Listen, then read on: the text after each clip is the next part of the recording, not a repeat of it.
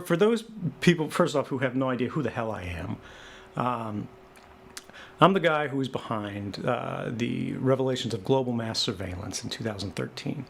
I worked for the CIA, I worked for the NSA as a contractor at the NSA, a staff officer at the CIA. I was undercover working at embassies. And I saw basically the government was violating the law and what I believe to be the Constitution of the United States and more broadly human rights for everyone in the United States and around the world. There were domestic surveillance programs, there were mass surveillance programs that worked internationally. And this is actually, like, people go, well, isn't that obvious? Isn't that what they're supposed to do? And this is weird, but the answer actually is no.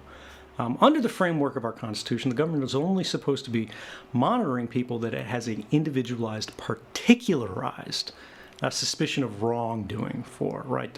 We think about this in the investigative means, right? Like all those TV shows where they're like, go and get a warrant.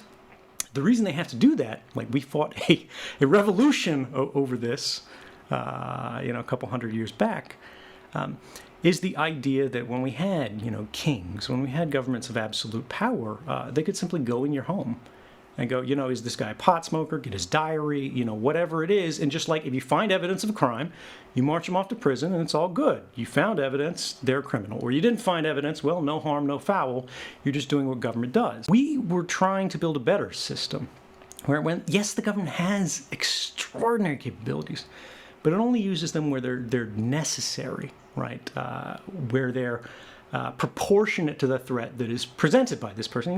We shouldn't be afraid of the person who's got like a baggie of weed in their dresser or something like that. That is not a threat to national security. That is not a threat to public safety.